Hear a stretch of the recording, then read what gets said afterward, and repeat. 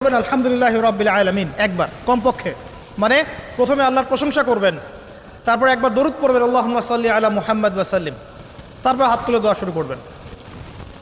বৃষ্টি পড়ছে, দোয়া শুরু করে দেন, দোয়া কবুল হবে ইনশাআল্লাহ। আজান দিয়েছে, আজান এবং একামতের মাঝখানের সময়টা আছে, এই সময়টা কাজে লাগান, দোয়া কবুল হবে ইনশাআল্লাহ। নামাজে দাঁড়িয়েছেন, সেজদায় গিয়েছেন, সেজদায় দোয়া করেন, দোয়া কবুল হবে ইনশাআল্লাহ। প্রশ্ন করে অনেকে যে ভাই সেজদায় কি বাংলায় দোয়া করা যাবে? হ্যাঁ যাবে, যদি আপনার নামাজটা নফল নামাজ হয়। কোন নামাজ হয়? ফরজ নামাজে করবেন না, নফল নামাজে করতে পারেন ইনশাআল্লাহ। সেজদায় বান্দা আল্লাহর সবচেয়ে কাছাকাছি থাকে, এই সময়ে বেশি বেশি দোয়া করতে রাসূল সাল্লাল্লাহু আলাইহি ওয়াসাল্লাম তাগিদ দিয়েছেন। দোয়া করলে ডাইরেক্ট কবুল হবে ইনশাআল্লাহ। পিতা মাতার খেদমত করে দোয়া করেন, দোয়া কবুল হবে ইনশাআল্লাহ। এখন তো পিতা মাতার খেদমত মানুষ করতে চায় না। এটা সেই যুগ যে যুগে পিতা মাতার সাথে দাস দাসীর মতো আচরণ করা হয়।